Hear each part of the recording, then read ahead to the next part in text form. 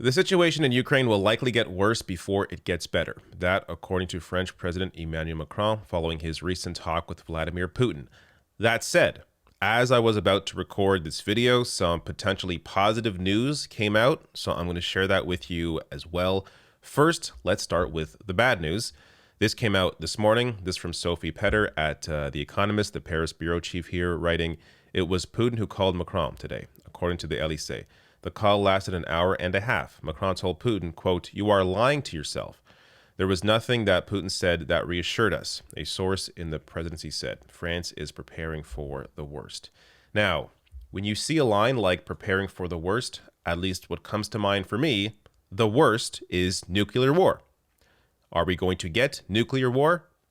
It doesn't appear that we're going to, at least in this moment, at this time, that is not what Russia is, that isn't their objective, because that obviously destroys Putin as well, at least, in the short term, while he is still has the potential here to be successful in Ukraine.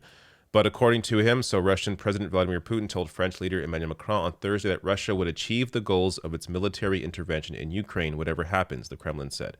In a statement issued after the French and Russian presidents spoke by phone, the Kremlin made clear its goals included the demilitarization and neutrality of Ukraine. Any attempts by Kiev to delay negotiations between Russian and Ukrainian officials would result in Moscow adding more items to a list of demands it has already set out, it said.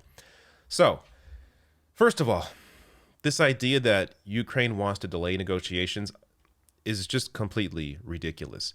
Their worry here is that how can we possibly take your negotiations seriously when you have bombed civilian infrastructure?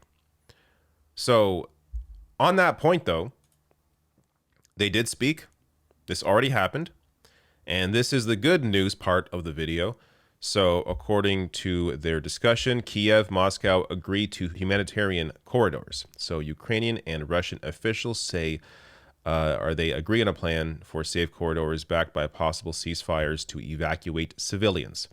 So, some potential good news here. I say potential because we have to actually see this in practice to say it's actual good news. But it is good to see that they have at least agreed to this, to allow civilians to leave peacefully and have a potential ceasefire in the process of doing that. If this is true and this actually goes through, I think the thinking here from Putin is that he really just wants to be able to win in Ukraine. His goal here isn't, even though he's doing it, his goal doesn't appear to kill civilians. That isn't what his goal is here. His goal is to be able to control that area. Whether that means actually staying in Ukraine and taking it over, or whether that means a puppet government, whatever his actual ultimate goal is here, it is to control Ukraine and have that space. So if he's able to accomplish that by evacuating civilians in the process, maybe taking some heat off of him in terms of his position on the world stage, then maybe that's what his goal is here, and this will actually happen. But again, we're going to have to wait and see, because as we've seen so far, Russians have shown willingness to hit civilian infrastructure on purpose. So this is from a senior U.S. defense official, but it's not just U.S. defense officials, which of course notoriously are not all that trustworthy. It's also just from what we have seen ourselves. So they have bombed civilian buildings.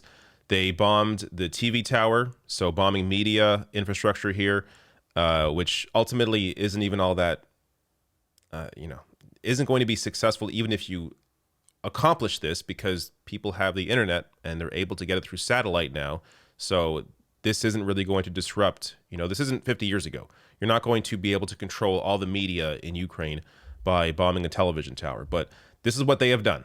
These are war crimes, which is why you are seeing the ICC launching a war crime investigation over the Russian invasion into Ukraine, because of these targeted attacks on civilians and media infrastructure.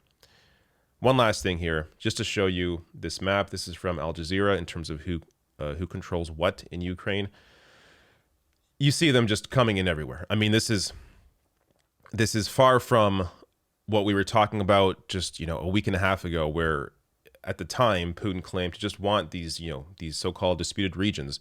No, it was a full-on invasion. That's what is going on here, and they are controlling now large parts of Ukraine as they attempt to take over major cities. So again, this is a developing situation.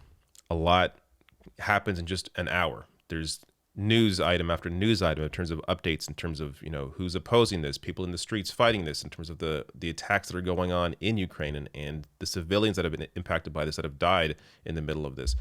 So much has been going on, but let's hope that this attempt here for a corridor to get civilians out of there safely, and a potential ceasefire in doing so, let's hope that goes through, at the very least saves as many innocent Ukrainians as possible.